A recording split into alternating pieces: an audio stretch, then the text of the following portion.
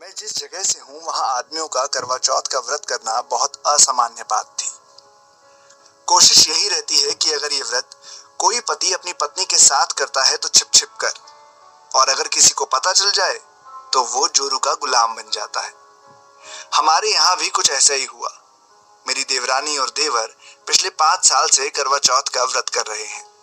वो लोग अहमदाबाद रहते हैं, अकेले, परिवार से दूर, लेकिन इस बार किसी कारण की वजह से सास ससुर भी वहीं थे।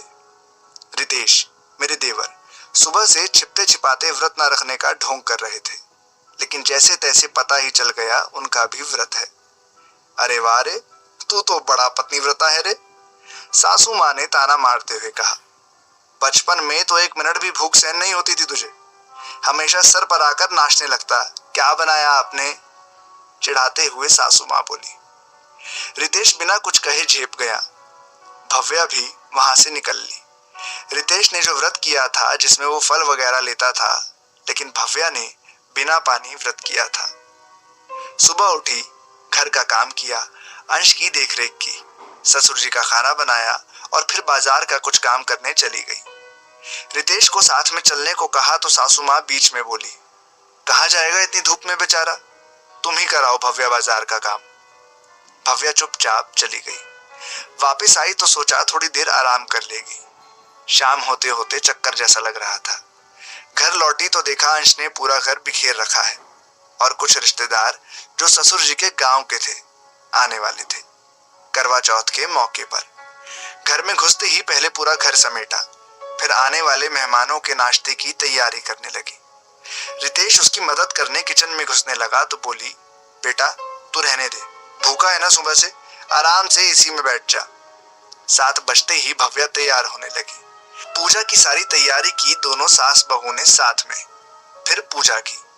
खाना खाने की बारी आई तो सासू माँ ने तुरंत खाने की थाली जमाकर बेटे के सामने रख दी। बेचारा सुबह से भूखा है, न जाने कहां से सीख गया इतनी देर भूख काटना। सिर्फ 2 कप चाय तो पिए मेरे गुड्डू ने। भव्या को अपना व्रत करना जैसे बेमानी लग रहा था।